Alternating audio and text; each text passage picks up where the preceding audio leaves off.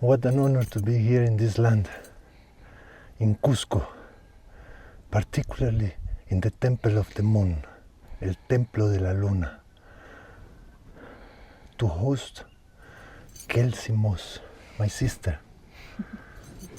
which I feel deep honor and gratitude that you can share your life with us, because I feel you hold so many keys and so many codes from the feminine lineage, from your ancestry, and from your wisdom in this intensely lived life. I have to also say with much gratitude the deep honor and how much I have been touched by this land, by the Inca lineage, by the Cusqueños, who welcome all these tourists with much kindness, much love, and they share their knowledge, they share their wisdom, they share their practices of nurturing and honoring the elements, Pachamama, the sky, and the underworld. And I have been deeply touched by how they move in simplicity, in humility, but with dignity. And now I'm hosting my first ever podcast. My name is Ankor. My channel is El Caminante. And we will have this time so that we hear our sister Kelsey Moss. Thank you, Ankor. It is a deep privilege and an honor to be here with you here in El Templo de la Luna in Cusco, and also to be the first guest on Ankor El Caminante. We met a few months ago in Samothrace, Greece, and to see this new project and this new chapter of this incredible spiritual path and life that you have walked, opening now in this new project, is also an incredible blessing. So I am honored that we get this time and that we can share our stories together, and also to deeply honor this land, this sacred space, and the indigenous people of this land that have held these powerful codes and this incredible medicine that they are now sharing so gracefully and graciously with those of us that are passing through. So it truly has been an honor to be here. And thank you, because you have been the portal for me to be here as well. Yes, you had the inkling of the idea, you put it in the field, and then I came and it responded the next day, and here we are. So what an incredible unfolding. Yes, you throw your wishes to the field, and then the field responds in its own timing. And when it responds, the portal powerfully opens and we enter fully in trust. And here we are. Yes. So, how would you like to start your magical story? Because from what you have told me, you were born with certain capacities of intelligence, highly intelligence, or high IQ, I don't know how you like to call it. Yeah. And then you enter into a path of intellectual investigation. Absolutely. And particularly into the field of slavery in the Americas, and how the slavery movement shift all the spirituality of Africa. And I feel this is very important to bring back. You have brought it back within yourself from your own lineage. And so please. Sure. Thank you for the invitation. So yes, I even love the way you framed the question, because I think, which isn't unique to me, as many of us in the modern world, I think that we're born with many capacities. And for whatever reason, for many reasons, it's oftentimes our more intellectual capacities that are the most celebrated.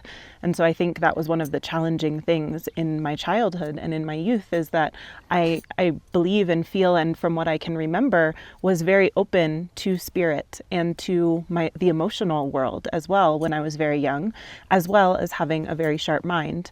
And for me, it was this connection to spirituality, to the unseen, and to the deep world of my emotions, both within and that I could feel in others around me, that those parts of my being were not celebrated.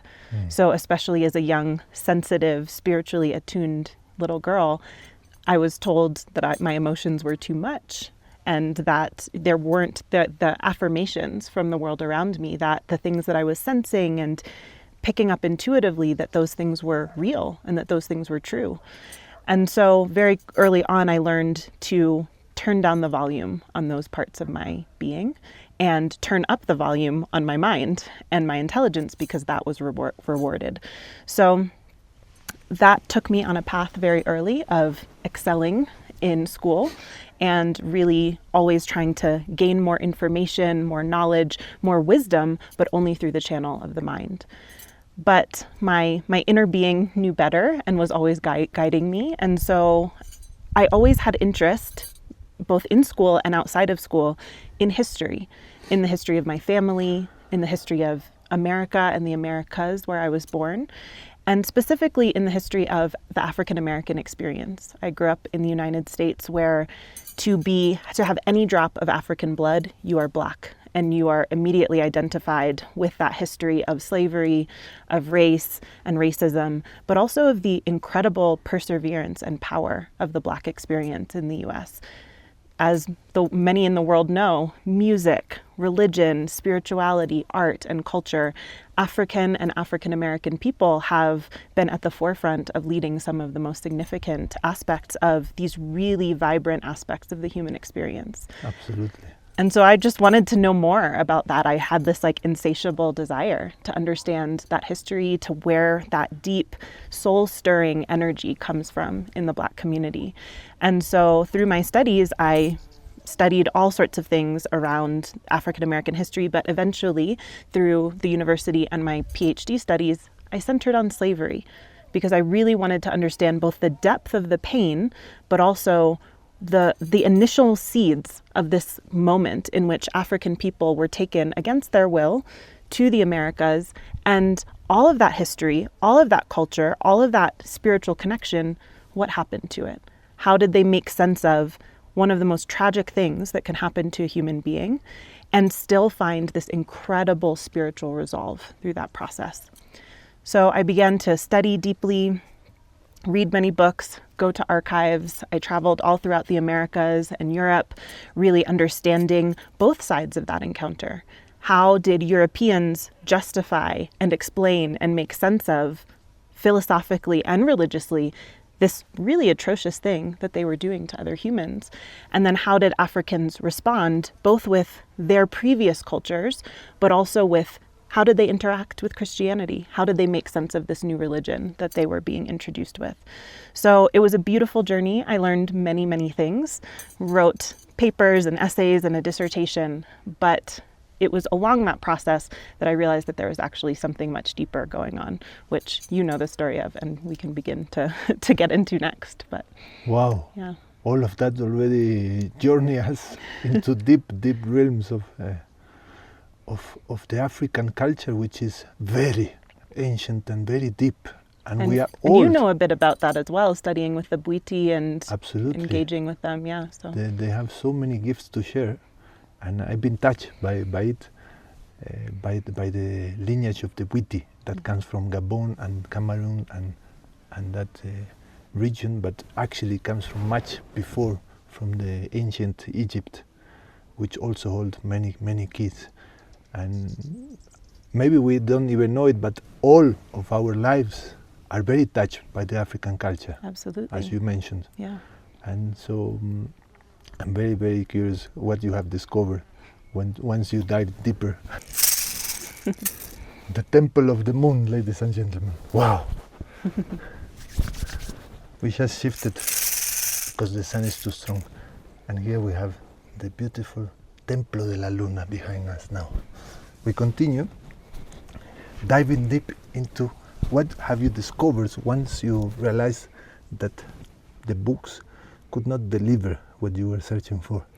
Yeah, absolutely. It was one of the most frustrating things for me as an emergent academic, and many of those of us that are scholars and do more traditional research find it very difficult because we have a deep interest in understanding what we call the subaltern experience, those people that are not the victors of history. And those could be poor, the people that have lower socioeconomic status, the marginalized, the racialized, women, anyone whose voice doesn't get captured in the historical record, it becomes very difficult to write a genuine history or scholarly account of their experience. And so I was running up against that, as many scholars do, that I wanted to really understand more about the inner worlds and the deeper experience of African and Africana peoples, and the records just simply were not there. And as I started to go through that process, I started to realize that, and through some of the, the paths that I could follow, the deep history of the ways that African and many indigenous people throughout the world have been deeply connected to Mother Earth, to their deep inner worlds, having many sacred technologies and deep practices for working with and healing the deep energies of our bodies and our systems. They were very in touch with cosmic energy and many of the star systems. They had deep astrological knowledge. And then also they had deep connection to what we call the realms of the unseen, and specifically the ancestral world for many African populations. They understood deeply that when you die, the body may transition or may no longer exist, but the soul actually continues in and is able to transition to another way of being where they are still deeply connected to their descendants, to their lineages, and they're able to almost be intermediaries and deep sources of support and healing from the other side. And so I was able to begin to piece together these different aspects of African history and culture, but also start to realize that all of those things didn't end with slavery, with colonization, and with even conversion to Christianity. That many of those connections, many of those beliefs, many of those practices and spiritual technologies continued or changed form, or the essence of them was still available to us, but not in the traditional form where we find in books or archives. And so that started to plant seeds of awakening those remembrances within me, and for me to start to follow the trail, almost like a really multi-dimensional scavenger hunt, to start to reawaken those aspects in myself again. Right, you mentioned remembrance because I imagine as a fact, when they were brought to the Americas, most of them were cut off from the lineages, so all their wisdom was halt right Absolutely. there. So remembrance means that you have to delve within yourself to awaken again the memory that we all hold in our DNA, basically. Absolutely. So how did you manage to get in touch with that? Yes, it's been quite the journey, as you know, Ankor. And you say it so beautifully. There's the more traditional ways that we remember knowledge, writing it down, storing it in books or archives. But then there's, as many cultures throughout the world have, incredible oral tradition, where the elders and the chiefs or the healers and spiritual protectors of the community hold thousands and thousands of years of knowing in their stories and in their practices. But what would it be like to then have those connections cut off even to the holders of those keys and codes? It then requires that we know and remember that there's actually deep energy and information stored in our very DNA and in the quantum field or in the ancestral field. And so I didn't know this in the conscious way, but something in me deep remembered and was calling me to begin to unravel those pieces. But honestly, it was really the death of my father in 2015 that really opened that channel for me. Up until that point, I had always been drawn, obviously, to religion and spirituality. My mother was very interested and curious about these sorts of questions as well, but we didn't have a framework. But we grew up very Christian and with that sort of perspective, and so we didn't really have the language to recognize that there were deeper intuitive messages or knowings that were coming for us, that sometimes information would come in dreams or, through these other synchronicities. And so I sort of had many of the pieces of the puzzle, but they weren't coming together in a way that I could really understand.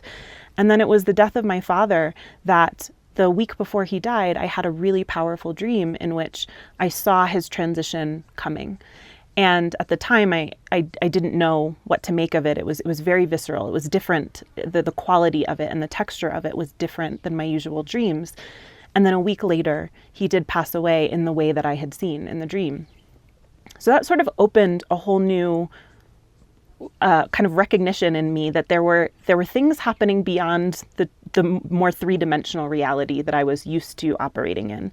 And I began to have conversations with my mom, and she started to share many similar experiences, kind of dreams that were premonitions, or kind of helping or seeing people transition to the other side.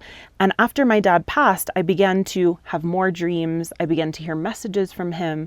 And it really opened up in a very direct way my understanding that, oh, this connection to the realm of the ancestors is real. And in the same way that I can connect with my father, I began to hear and feel energy and information from other ancestors of mine that had passed on before.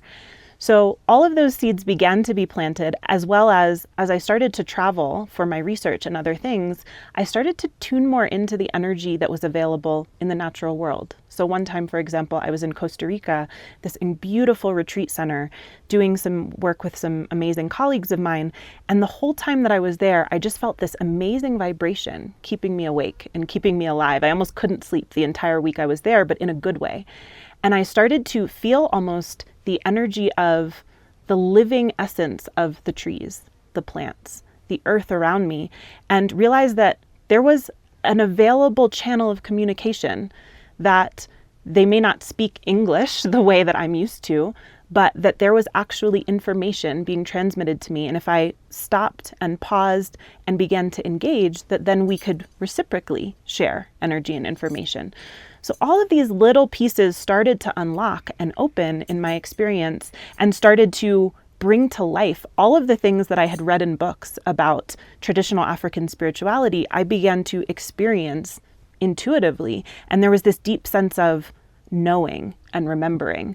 This is something that had been forgotten long ago, but the minute it was in my awareness, it was this deep sense of familiarity.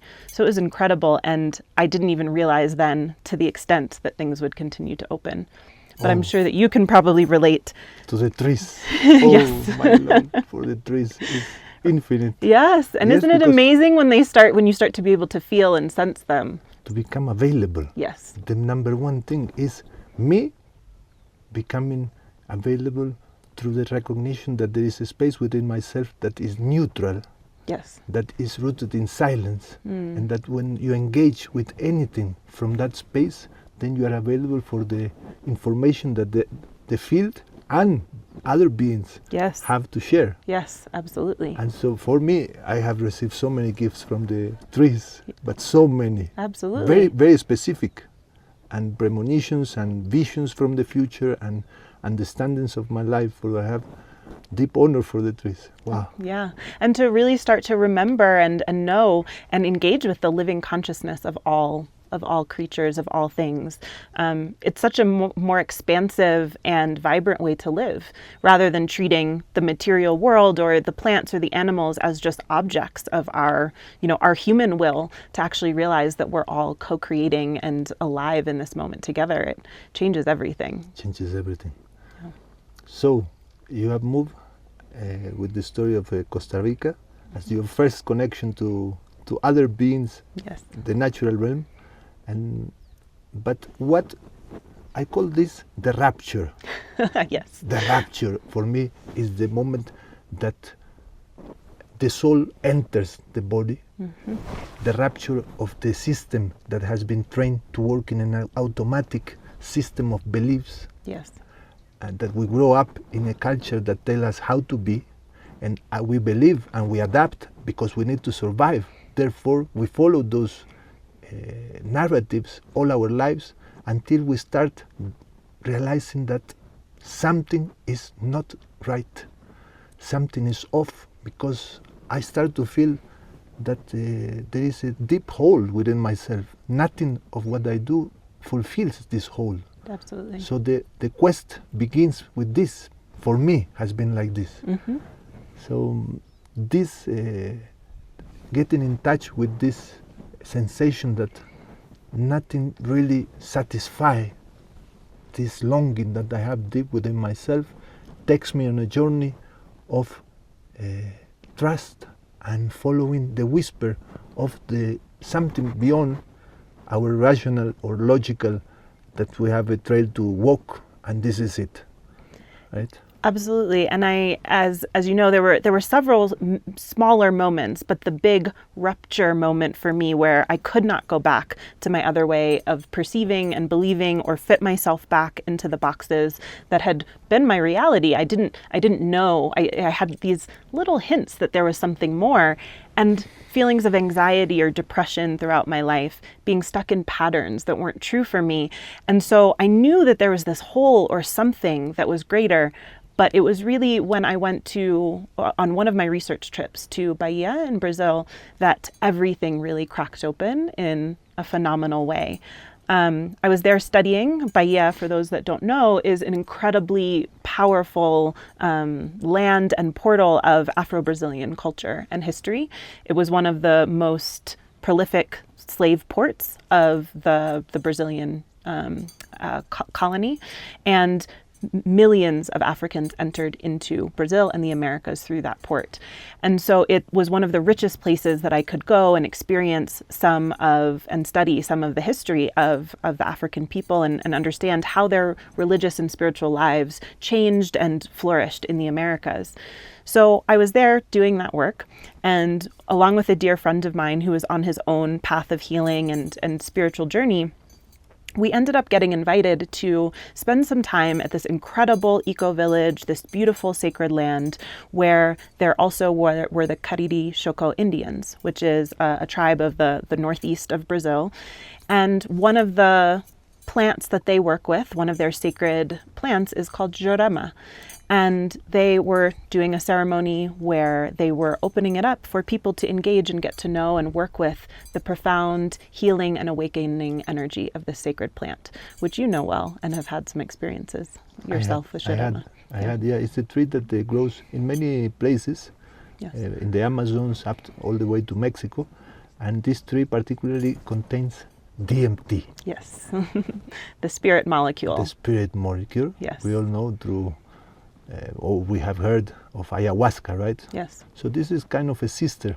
Jurema is kind of a sister, but still we cannot process the DMT. We need an inhibitor of an enzyme that blocks Exactly. the absorption of the DMT. So did you have that blockage? Yeah, so when they brew the jurema, I'm not sure what it is for jurema actually, but for ayahuasca, it is actually the ayahuasca vine that is the inhibitor, and it's the chacruna plant, I believe, that contains the DMT. So it's something similar, I believe, for jurema, where there's one of the plants that's containing the DMT and the other is containing the inhibitor, which then allows us to, when we ingest and when we drink the sacred medicine, the sacred tea, to have an elongated experience of actually connecting with and having the aspects of ourselves that would block more awareness of the multidimensional beings that we are and connection to the multidimensional energy and information that's available to us around us at all times. And suddenly, for a period of time, you can actually enter into an experience where your field, your consciousness, and your perception are fully open to that information, that data, and also it allows and works kind of intelligently with your own system and your own body to deliver you the precise experience and healing that you need. Wow. So it's incredible. And for me, that was an experience that in one night would fundamentally transform my life. So as many that may have had these kinds of mystical experiences, whether it be through meditation or other types of sacred walks or with the support of a plant. Yeah. And this point is very important because the rapture does not require that you go through the paths of entheogens of sacred plants. It does not. Not at all. No. I have experienced many raptures in my life much before I encountered the witty lineage when I was 36 years old. So Absolutely. It's very important to say this. To make that distinction. Yeah, and as I said, the awakening had already started to happen in my own consciousness through my connection with my ancestors and also to the natural world completely organically without the support of any sort of medicine. And so I think increasingly sometimes we can become dependent or think that that is the only doorway, when really we have the technology within us at all times. This is almost our human birthright to be these multidimensional beings, and we just have forgotten and have many layers of blockage and obstruction in the way, but sometimes that door opens and you follow the guidance. Absolutely. You follow the call. Yes. Which is very different than fashion and following because other people are doing it. You wait till it burns within yourself, and the field bring the invitation, Yes. and then you enter. And this is That's exactly how it happened for me. And it was interesting because I was not going searching for any sort of entheogen or plant medicine experience. It arrived. I had a sense that something significant was coming, that I was about to cross over a threshold. And I genuinely believe, and this has been my experience, that no matter whether I had gone to Brazil or not, had sat with Jurema or not, that was my time. It was my time to awaken. And as I will share a little bit later in the journey, even sitting alone in my apartment, that moment can happen for you when it's your time. So it was an incredible experience. I couldn't even fully put into words what that night meant to me. Were you scared? No, for the most No. part. I think there might have been a moment of the unknown being a little destabilizing, right? You don't know. I've never had an experience like this. I was not someone who had experimented with drugs or psychedelics or anything. So I had no prior awareness of what it might be like to enter into an altered state of consciousness of that type. But no, there was just a deep sense of trust. As I said, the spirit of my father actually came to me shortly after I sat with Jurema and allowed her spirit to enter through drinking the medicine, and just gave me the most incredible sense of serenity and trust. I also had my dog with me, my best friend. I had been in this space. I really felt held by the community and trusted deeply the holders of that space, which is so important, to really do that ceremonially and to have the sacred space deeply set. Yes. And so I was able to enter into a deep state of surrender and trust, which is really important to really allow this kind of experience to have its full effect. What my experience is, I had a couple of experiences with Jurema, and I was introduced to her, or to this intelligence, I will call, Absolutely. as a princess of love. Very sweet, loving, feminine intelligence, and not a kind of intelligence that will break you or download a bunch of information if you're not ready or open or available. Yes. Very subtle. It contains all the possibilities, but only if you are really available or open. Yes. And since you said that you were open, Yes, so for me it was not subtle at all, at least that first encounter. And really that first encounter was the most powerful. The other two experiences I've had with Jurema were very subtle, very gentle, very loving, but also firm. And that's one of the things that I really appreciate about these plant intelligences is, as we said, they really work with you for what you need at that particular moment. And at that particular moment, I was ready for a full life transformation. And so that's what that first night, what Jurema offered to me. And it was so powerful, even further deepening my connection to the elements, to the natural world, really feeling far more than just me being able to connect one-on-one with nature, the earth, a tree, etc. It showed me the incredible field of interconnectivity, the mycelial networks of the fungi and the mushrooms and the trees that are communicating and redistributing resources to one another, and really developing this incredible, vibrant ecosystem far beyond what we're able to perceive, even with what we know biologically about how nature functions. It's truly incredible what the natural world is up to and able to do.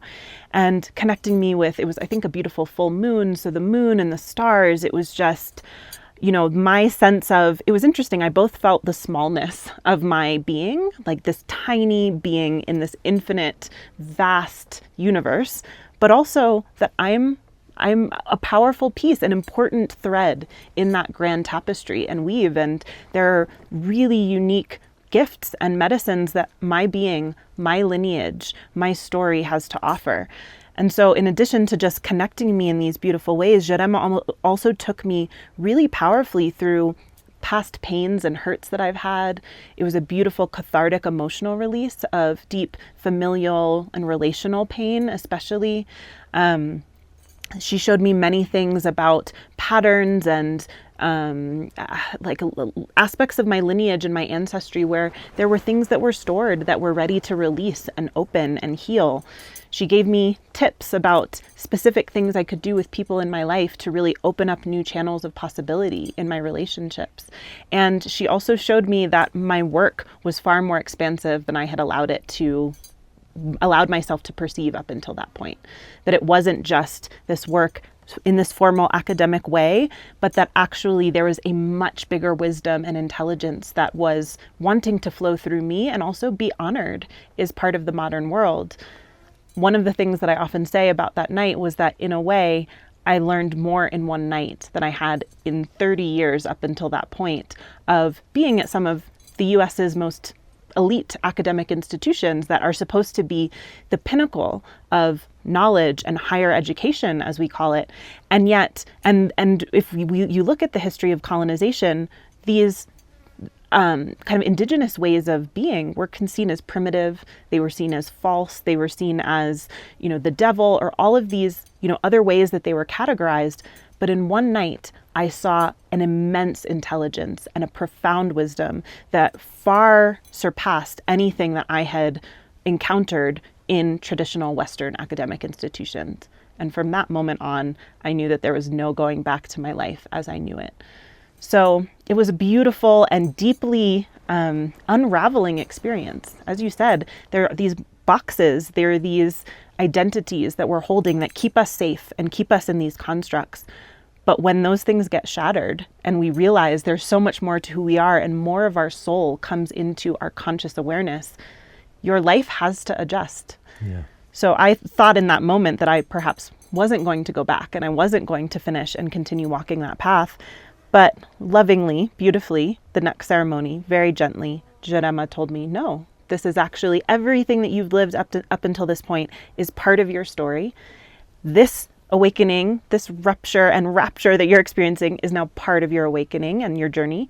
Now find your way, become a bridge between these two realms of consciousness and these two aspects of being.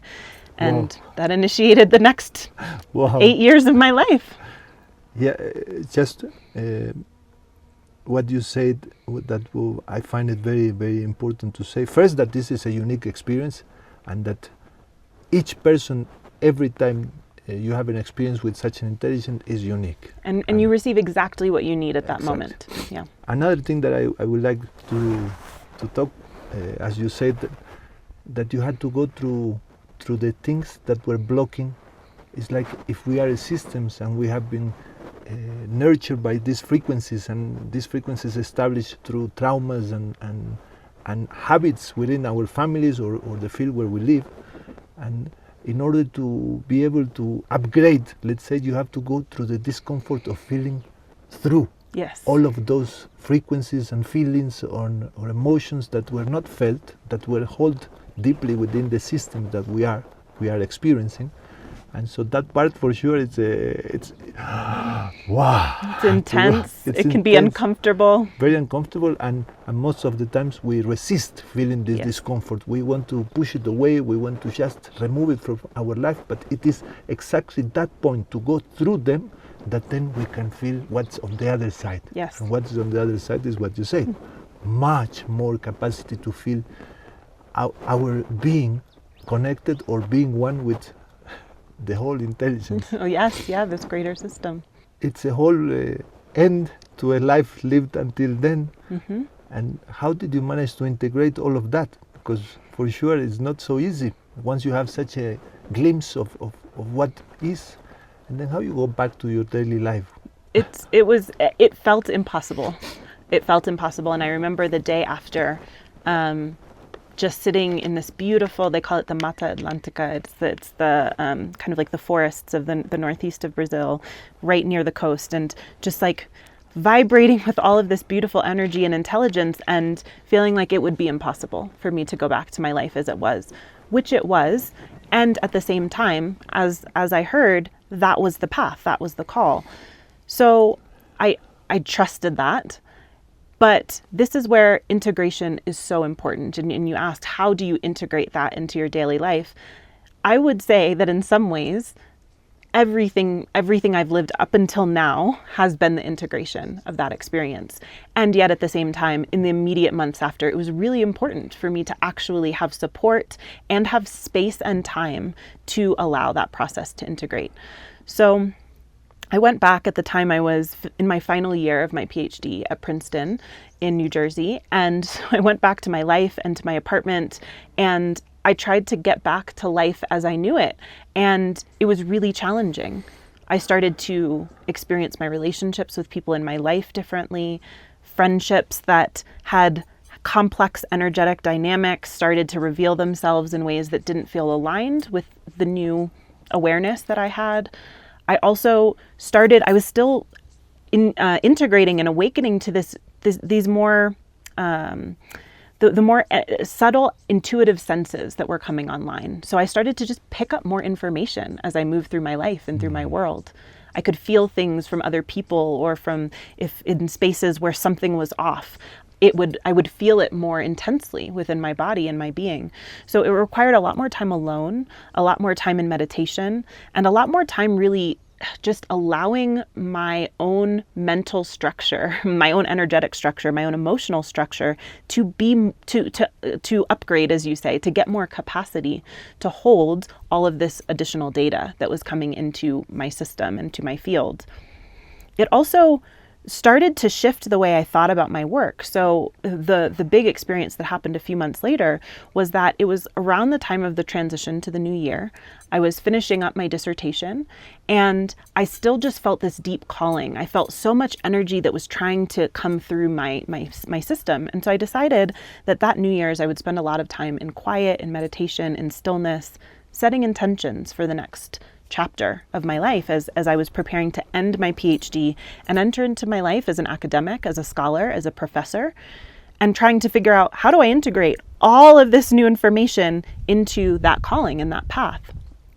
So as I was sitting in meditation, as on December 31st going into the new year, in an even more profound way than had happened before, I really felt the presence of my ancestors, particularly the maternal, the feminine ancestors of my lineage.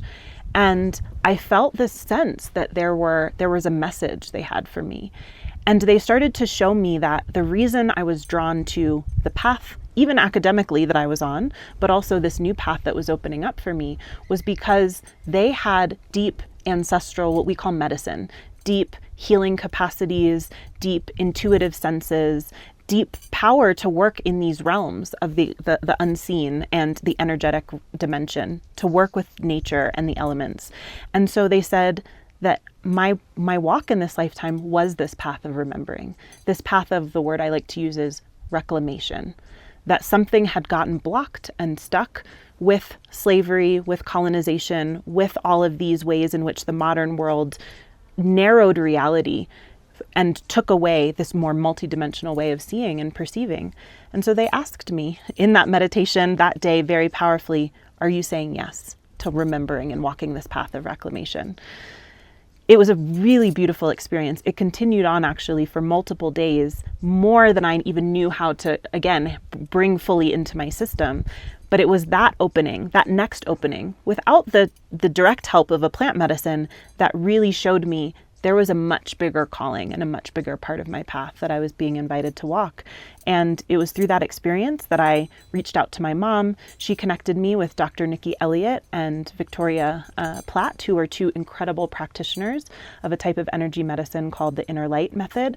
And from that moment on, I began what I would say my deeper initiation, my deeper apprenticeship into really activating these deeper intuitive faculties and the energy medicine that is part of the birthright of my lineage. Wow.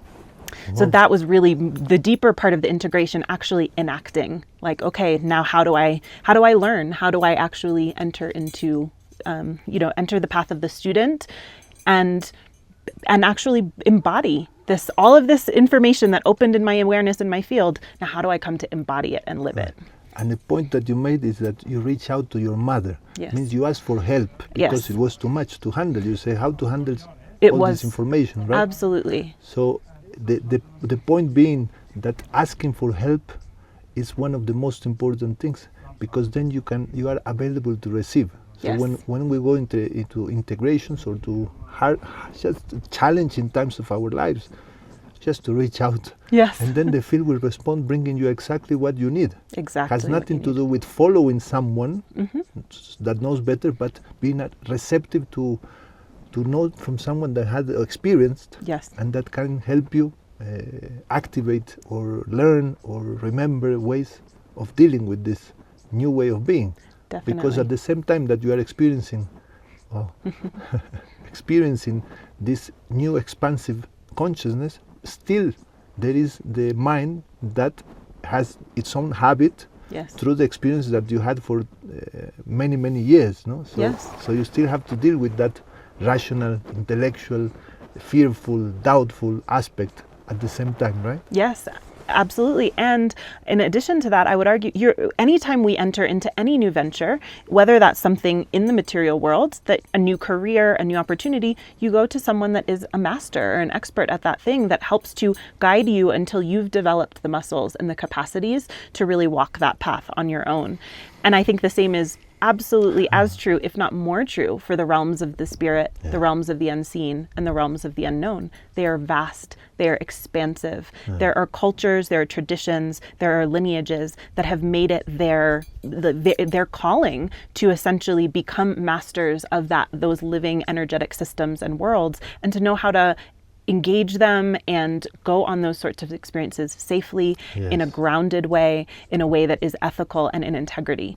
And one of the most dangerous things that can happen is for us to be naive or immature in thinking that we can just fling ourselves into these realms and dimensions without the proper training, practice, and Very support important. systems and boundaries and sacred technologies to really ensure that we are doing so safely. So I'm so grateful, as you said, that I had that inclination that, whoa, something has opened that's much bigger than I know how to navigate on my own, asked for help, and then received that help in the form of many different teachers and support systems at exactly the right moment and exactly the right way to support my journey. Wow.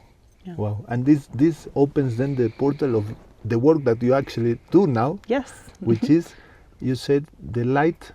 What is the name of the work? So the lineage that I was trained in is called inner light energy balancing. Yes. Yes. And The one that I experienced that Yes, you gave you me a did. session the other Yes. day. Wow. Wow. So you have really dived into this knowledge and this experience of decoding or deciphering the realms, the unseen realms, right? Yes, Because also you have, we can see your capacity to have clarity, but to dive and recognize all the information within those fields it's really it's a mastery, and I felt you already have that. Thank So you. if you like to share a bit about that type of work. Sure. Yes? Yeah, it would be my honor. So I'll actually share, maybe take one step back to say that was one of the key avenues and channels that was a deep support for me. And around the same time, I ended up being introduced by a series of synchronicities, really reinforcing that it would be important for me to work with this teacher, a man named Mark Buckley, who is a diviner in a West African tradition called the Dagara tradition. And he practices another form of energy medicine that comes from the house, we call it the House of Baki. So some of you may be familiar with the work of Malidoma Somé, who is a very famous diviner from this lineage, from West Africa, from the village of Dano. And he, along with several others, started to bring this incredible tool of divination that is an earth-based medicine that essentially uses what we call like the World Wide Web of the spirit realm. So it actually has a kit in which there are pieces that represent the ancestors, the elements, different aspects of the natural world, and honors this idea that they all have consciousness, they have perspective, they're invested in the balancing, the well-being, the thriving, and the continued evolution and integration of the whole. And so it also is another beautiful form of energy medicine where you can actually use that intelligence and those consciousnesses to prescribe rituals, to enter into the realm of ritual and use that as a place to start to reweave any places that the pattern of your life, of your family, of your community might be out of balance, to start to weave a more coherent pattern.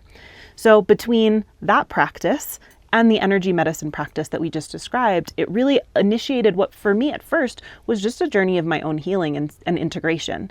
Is I began to use those tools as a way to start to connect more deeply with my ancestors, to see where there had been traumas, epigenetic, ancestral trauma that was still impacting my life, my parents, the generations that came before me, to see how my energy field and energy body was constructed in ways that might have had an intelligence at one point, but might not be serving my highest evolution and continuation from that point. So from that whole journey, essentially, I dove deeply into the world of energy medicine and began to understand and perceive the world through these energetic patterns. As many of us are beginning to recognize through quantum physics and through, and also more recognition of some of these indigenous technologies and spiritualities, we are living in an infinite web of energy. Everything around us is energy, and the material world around us is just energy in its most dense material form. But alongside that, energy can manifest as either a particle or a wave.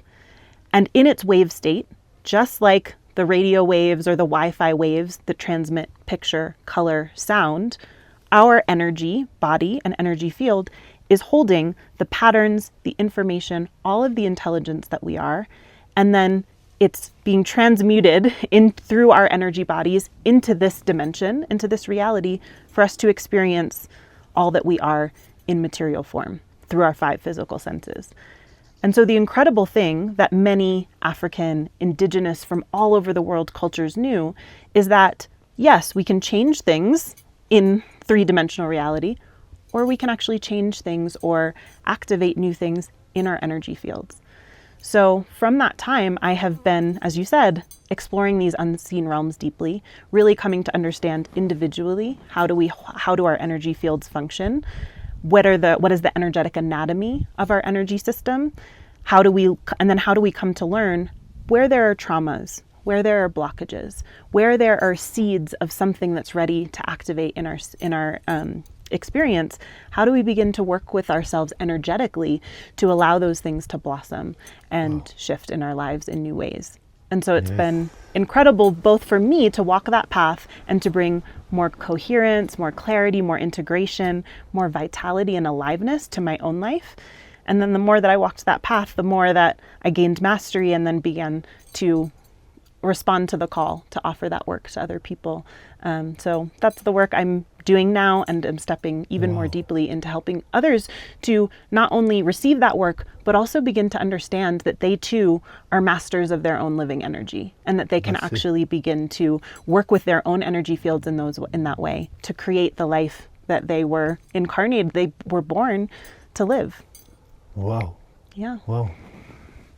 It reminds me that revolution is an inner work. Definitely. Because you can, of course, try to change outside, but it requires so much effort, and it's very hard to control the reality, to adapt to your own wish or desires to experience. And it will be much more simple if we can realize that, there is all this vastness happening. Let me see how I can tune within myself, to shift the vibration and the frequencies that this system vibrates and holds, no? Yes, it's so true what you're saying, and you use the word control. So often when we try to fix or change things outside of us, it's from that energetic of manipulation or control, versus the inner work, as you say, is about shifting vibration and frequency, finding alignment, and then from that place of alignment, flow happens. Yes. The connection with who you truly are, the essence of yourself, you're aligned within, and your outer reality begins to fall into connection and flow with that. And suddenly the need for manipulation, control, all of that fades away in a really beautiful unfolding. Yeah, I would say better than the reality adjusting to our own, we are adjusting to a way that is already happening, to the flow that is already there, but we are not able to see it because we are trying to still control. Yes. We're creating tension and closure, resistance, and friction, so that the energy that, as you said, is already there, the natural perfection, alignment, flow that wants to move through us, now becomes, the more we open, the more available we come to allow that process to happen. And I find it a far more fun and beautiful way to live. Yes. And yet the challenges have their purpose and value as well. And one of the biggest challenges for the mind is not knowing. Yes. Not knowing what the fuck is going on. But still trusting Yes. this guidance that guides us and reveal itself step by step. Because when you start moving with the flow, you really don't know where you are heading. You don't. Right? Yes. And the mind cannot grasp into how can you move into such a way where you are not really calculating the outcome. Mm-hmm. But we have tried that path. Yes. And again, the path of control and resistance generates so much pain, Mm-hmm. so much suffering that yeah. we cause to ourselves because we follow this way that we have learned, basically, Mm-hmm. right? Mm-hmm. Because we have to achieve. Achieve is, the main principle of our culture. You have to become something somewhere in the future, and then you will feel realized. Mm-hmm. And this trap, you only realize it when you have tried so much until you realize, wait a minute, something here is, the game is rigged. Yes. Yes. This is not the way. There must be another way. Yes. Yes, and then you start walking a path that was not walked before by anyone. Mm-hmm. And this is the path of authenticity, of your own being. It's true. Right? When you stop trying to achieve anything and realize, wait a minute, I have tried all these ways and I have gone astray. Mm-hmm. So let me try something new. Let me see what happens if I follow my heart. Yes. Mm. The heart. Yeah, we have so many aspects of ourself, the deep intelligence of our emotional world. I always like to think about it almost like, as we were incarnated in this life, we have a blueprint in our heart of the truth of who we are and what we are meant to be, and everything that we could become. And if we actually just open and allow that intelligence, that wisdom to guide us, it is, and also from an energy medicine standpoint, the heart is the magnetic frequency of our being. It is the part of our electromagnetic selves that actually draws the aligned experiences and unfolding unto us. And so the more we can open our heart, the more beautifully our path can follow the truth of who we always were and always are. There are so many other aspects of selves, for both men and women, anyone of all genders, right? The sacral portal, the womb space, being an incredible access point to so much of our truth, our intelligence, so much creative energy that can bring new information and codes into our reality at this time. But yet so many of us have blockage, have pain, have disconnection from that part of ourselves, have deep layers of trauma. Yeah. Especially in the in womb. that space, yeah. So I for me, as you say, so much has been the journey, this inner journey of actually unraveling and opening and just actually allowing, because the system wants to be in integration. It wants to be in balance. And so when we can actually just soften and allow and drop into the present moment, then suddenly, organically, those openings can start to happen. And so many things that we could call miraculous, but really they're just the truth of who we are, start to come out and be revealed again. Yes, and the heart being such a fundamental piece of these times. Yes. And in my own experience and what I have received in my own diving into these realms, is that because it had been so challenging to be in situations that were very, very, very traumatic, we have closed our heart in order to survive. Because if we have our heart open, you are a very sensitive being. Yes. A very sensitive being. For so many of us, and for those that came before us, it was not safe to live that way. It was a very violent, we are living in a very violent situation growing up. And so the times are inviting us that we go through those pains and all the emotions and traumatic experience that we were not able to feel at those times. But now that we have matured and that we have grown ourselves into warriors, walking the path of feeling those things that we could not feel when we were not ready. Yes. And that will be the shattering of the heart, symbolically, because the only way that the heart opens is that we go through all of these that have make our heart rigid, Yes. as if we have made a cocoon within our hearts, and that very cocoon of things that we were not feeling created an identity separated from the whole. Yes. That capacity to feel the divine love, not the human love that we learned in Disney and Hollywood, but the divine love that we are, Yes. it's only possible when the heart cracks open. And so how would you say that how to generate that possibility for us? You know? There are Yes. many tools, of course. There are many tools, and as you said, every single person's journey through that experience will be unique. And it will be perfectly orchestrated. One of the things that I've found to be true for my path and for so many of my clients is that we reach this moment where either we know we can't go back, something is opened that there's no way we can ignore, and yet the world of spirit, the world of the unseen, still asks. It still says, "Are you ready to walk this path?" And I found that saying yes, saying I'm open to the next level of what is ready to be revealed to me is such a pivotal moment. And then so many things start to orchestrate and open and arrive at your doorstep to help that experience in the perfect way that you need. For me, it really has been a beautiful journey, a very precise but also complex and layered journey of actually, as you say, walking back through the experiences of where I personally, where in my family or in my ancestry, or even collectively, the things that my country, the masculine and feminine dynamics of the modern world, there's so many of these layers of places where I, or those that came before me, shrunk, got smaller, put up protections of different aspects of yourself.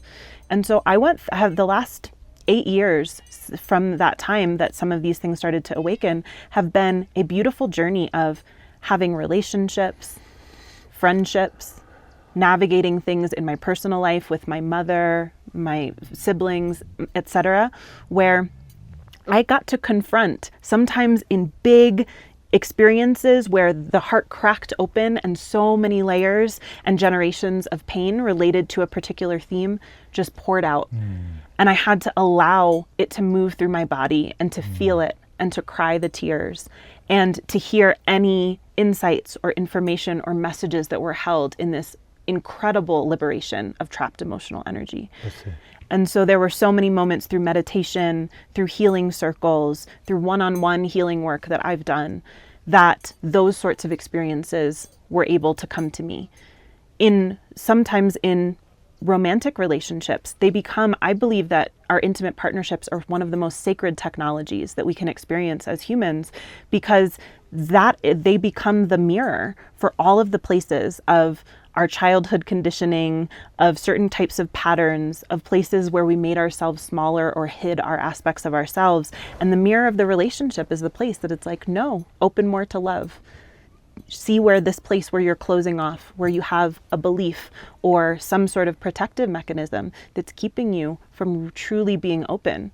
And so I walked the path of a couple of very profound relationships that helped me to unravel those stories, those energetic patterns, and to really open myself more and more to the love that I am and to open my heart. Yeah, relationships. Relationships, romantically or not. Yes. Big challenge for us humans. Very much so. Huge. Because we have so much engaged in beliefs on how things should be. Yes. And in my own experience in romantic relating, always I get into a trap of how should I behave as a man in a relationship? What ways should I engage? What should I provide as a man? And all these concepts of how should I be, and me trying to fit into that little fucking box. Yeah. And then realizing I'm trapped because this is not who I am. And who I am requires absolute freedom to be. And so, as a principle, absolute freedom to be, which for me, in my own experience, it is the real, true love. Because existence creates all this and says, kids, go and play. It's not judging. Yeah. We are judging ourselves. We are judging each other. But when we access absolute freedom to be, then it gives me permission to say, look, this is what I need. You know? Start recognizing what I need rather than trying to fit into the need of a concept, Yes. which creates a lot of problems for both of us, because as I'm trying to control myself into this concept and you are doing the same, we enter into dynamic of control again, or dynamic of projection, and demanding that I'm sacrificing myself for this, you should do the same for me. Yes. So this is one part, but the other part that you mentioned, masculine and feminine, and for me this is the key to find the heart, because the heart is the center. But the only way to find the center is that the two polarities are in harmony. Yes. And in this world, we know that there is no harmony between the feminine and masculine. And in my own experience, I realized that the feminine has been enslaved. I have gone through hell to find the piece of my soul essence. It was trapped in hell. Yes. Truly. Truly and surprisingly, I have, in one of my journeys, I received una lanza. ¿Cómo se dice? A spear. A spear, yeah. A spear from an African being, and he told me, use it. I said, how to use this spear? He said, you throw it against the wall and it opens a portal. So in my inner visualization, I did that, and I did go through many portals which took me to different places, but in this case it took me down, and I got a little bit worried because it was reddish and fiery and some ugly faces, and so no, I have to go because for some reason I'm guided to go. And I went through, and there was a monster, and I opened the heart of this monster, and from that came an essence, feminine essence, that immediately I took it out of this and blocked the portal, and it was the feminine aspect of my essence. See, the symbol of this Yes. is very symbolically that Very powerful. that at some point of our history, it was suppressed. The feminine, the divine feminine, was suppressed, taken out of the picture. Yes. And this, for sure, we have talked about it. You have investigated through this. Yes, absolutely. And I've investigated it in many ways, as you said, through my own journeys, through my own meditations, through my own experiences, but also very much the path that I've walked in my actual life and relationships has been a deep journey of reclaiming my own relationship, embracing my feminine, and allowing it to speak and find its own alignment again. As you said, there's, we can say it kind of easily, we don't speak what we need. We enter into dynamics of manipulation and control. We cower or make ourselves smaller in relationships. All of these ways in which our masculine and feminine are getting out of balance and are not able to just stand in their true, aligned, powerful nature, and then, as you say, harmonize and find union from that place. So I've walked that journey of really having to unravel in my own experience, where are the ways that I learned that as a child? Where are the ways that my mother learned not to use her voice or to exert boundaries or honor the truth of who she is and really allow herself to flower? Then seeing and tracing, well, where did that pattern come from? And how was that learned? And where did that come? And in my case, it went back many, many, many generations. And so it was a deep process of also just in the modern world, the feminine hasn't, it's things are starting to shift in this moment. But as you said, the feminine has, as a frequency, has been suppressed. Our connection to our emotional worlds, the connection to the more intuitive way of being, the idea that everything isn't linear and direct. Sometimes things move in spirals and in flow and move in different patterns. As you said, the connection to the earth and to the unseen realms, all of these are deep characteristics of the feminine that, as long as they've been locked in hell or suppressed deep in the farthest reaches of our consciousness, the masculine, which has its values and importance as well, has gotten distorted, and it's been Absolutely. overemphasized, even for those of us that are embodied as women.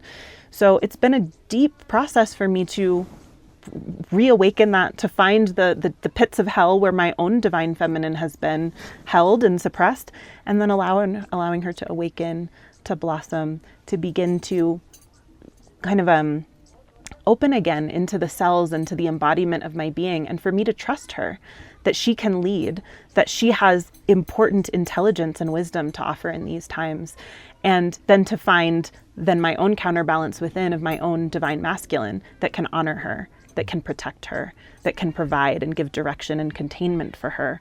And then, as you say, from that place, there is harmony. From that place, we can enter into the divine dance of creation as it was designed. Yeah. As we see in all of existence, from flowers to plants to just frequencies of energy, everything has a masculine and a feminine essence, and you cannot truly, authentically, in a balanced way, create without both. That's it. And so both within and without, I think that is the real work of these times. Yes, and we can see the evidence of the unbalance of this dynamic in the world that we have created. Absolutely, Destruction, yes. violence. I mean, we are killing each other, our brothers and sisters, and we're destroying the land that provides us life. So you can see it right there that something is completely off. And this is exactly the harmony that we are talking between the feminine and the masculine, which is not one using the other, but dancing. Dancing together, yes, the divine dance. And I think it even brings us full circle to where we started, which is to say that the feminine aspects of my own being that were there from the moment of my conception, the moment of my birth, I was all that I'm stepping into now. I was a sensitive being. I was tuned into the multidimensional realms. All of those aspects were there. But as a little girl, they got quieted, suppressed, shut down. And the same is true for little children of any gender or identification. This idea, even, one of the things for me is the suppression of the masculine heart is to me one of the deepest tragedies of our world, that the feminine aspect, the emotional aspect, the intuitive aspect of men has also been suppressed. And so the aspects of themselves that are able to really honor and be in right relationship with the earth, with the feminine in their lives, with the leadership roles that they have been given, that part of themselves isn't fully online and activated. As we said, there's so many layers of trauma there. Absolutely. And so it really feels to me like this is one of the calls of these times, is to really awaken that remembering, do that deep work to allow the hearts of all humanity, masculine, feminine, men, women, people Yes. of all genders, to really integrate that part of themselves and live and create from Yes. that place. Yes, and this brings to a very important point that there is no blame. No. The men are not really to blame because everything that happened, because within themselves they are going through a certain type of abuse themselves. They've experienced trauma themselves that are enacting because that the pattern, feminine aspect within each and every human has been suppressed. Absolutely, Therefore, yes. we are violent to anything that is subtle, that is sensitive, that is beautiful, that's why women have suffered the most from this particular place. At the same time, they were also responsible of the construction of this world. Yes. Right? Because we all have been programmed to work in this particular way of unbalanced reality. So the blaming does not take us anywhere. Yes. The inner work heals or brings harmony within these two dances, and so that we can enter reality from an integrated point of being. Yes. Yes. And can create rather than be the victims of our experience when we understand that. Wow. This is a very particular point, victim, because it's very hard to say, in my own perspective of what I have experienced, is that there is no victim. In this orchestration, divine orchestration, there is no victim. And to say that creates a lot of ripple effect and resistances and backlashes for sure. But I have remembered before entering my human situation and that my mother and father were the perfect circumstances for me to learn Yes. about something. And so I went through a lot as a child, but it was perfectly orchestrated for me to be where I am today. Yes. Right? And so it's reclaiming also, and this for me was particular because I remember in a hypnosis session that I went through. So it's claiming responsibility. Yes. Coming out of victimhood is claiming responsibility that the reality that I'm living, I'm responsible for it at a certain level. Definitely. And it's been one of the most challenging but also rewarding aspects of my journey, is to realize that, like you said, when we look at our lives from this greater soul perspective, on some level we are choosing and or a part of everything, or that everything that we are experiencing is a reflection of our own inner world, or something that our soul wanted to experience in this incarnation. And so if we hold that truth and that remembering, then suddenly we can hold this bigger perspective and begin to work and shift things within our own being, but then also take that greater wisdom and that greater perspective. And still, it doesn't mean to ignore the injustices of our Yes. world, or to just allow the pain that we see over there to not, that we think that we are not responsible for it. It's Absolutely. actually that we take even more responsibility, even more creative capacity to say, I have the power to shift my experience with my own creative consciousness, with my own, I like to say, spark of divine essence, my own spark of divine creativity. I get to shift the world around me. And so in that sense, it takes us away from things are happening to me to they're happening for me, and or I am part of the creative aspect of how things are happening. Yeah, because you might not be able to control the circumstances that you are going through, but you can shift the way you perceive, Yes. the way you experience those circumstances, and that changes everything. It does. That is coming out of victimhood into the greater picture and making the best out of the step that you are living. And it's one of the most beautiful things, I'm sure you've had many of these experiences, when we shift that perception, suddenly you could be caught in a dynamic with a person or in an experience that's going on and it feels intractable. And suddenly, as your perspective shifts, more consciousness, more awareness comes to the whole system. And suddenly it unlocks and new possibilities are available that Yeah. weren't there before. Wow. Yeah, about something that I say sometimes is basse. Yes. B-A-S-S-E. This I learned with the witty lineage. And you say it when you agree. Because in the witty tradition, someone asks for the word. And everybody gives the word to that someone by saying, Bokaye. And the rest replies, Aye. At that moment, the other person has the word. And I cannot speak, but I can agree. I can agree very much, and I can say, you spoke my words. So, basse, basse, basse, basse, basse, basse. You have spoken my words. So, I find a very beautiful way to interact while the other person is expressing.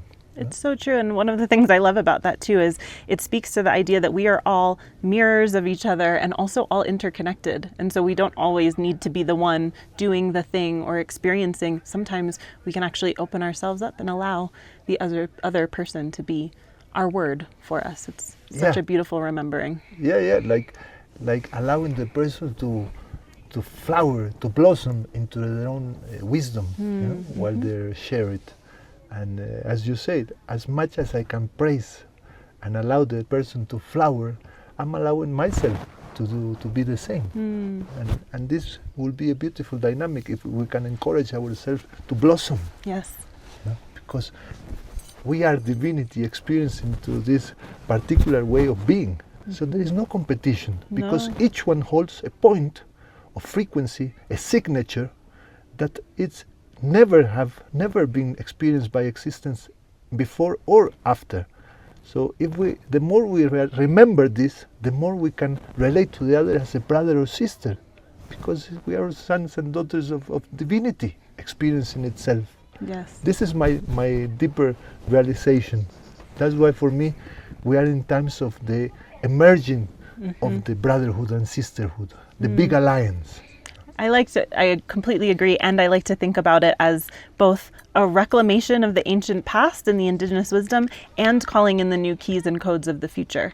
Because in so many of our histories, our cultures, and our lineages, we deeply knew these things. We lived as brothers and sisters. We lived in and as the circle.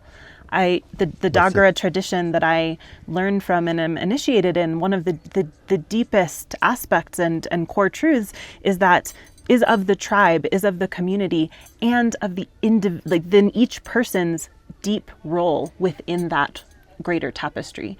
And we have such a distorted hyper individuality now in our modern world, where we think, oh, that person's experience is just for them, or that's not me, and I have to have my own ego overdeveloped and be in competition with others, versus understanding the beauty and uniqueness of each of us as beings, but also that we are inextricably interconnected and we need all of us. And the system that it's being presented to us, it kind of forces us or hijack us so that we choose a side. Yes. And when we choose a side, we are putting ourselves against the other half reality. Right. We've already lost. We lost big time because truth has no side. No. And the moment that I buy one narrative, I'm locked into a little box without being able to perceive so many other perspectives of the same situation. That's true. And each person experiences reality in a particular way. And if we can have compassion for our own particular way and the way we experience, and this requires deep acceptance that this particular system experiences in this particular way, we can then expand that compassion to our brothers and sisters and hear them. Yes. And honor them. Yeah, and actually take them in and then allow us to receive them, and then allow us to be received by them. And suddenly everything becomes more expansive when that happens. And rich. Yes, and rich. We enrich Yes, each other because yes. each of us is experiencing something particular that creates a mastery. It's true. The mastery of the piece that I hold. With hold. the whole puzzle. Yeah, this is my dream. I think it's For a beautiful humanity. dream. We will all hold it together. And as you said, our brothers and sisters that have been keeping the frequency of the tribal, the ancestrals, and the Amazon now bringing all the wisdom that is bringing, and so many other cultures from Africa, from Australia, from the North Indigenous people. Yes. I mean, we have so much to learn. Yes. Because they bring remembrance, and so the future is ancestral. It's Yes. a beautiful way to put it. It's so beautiful.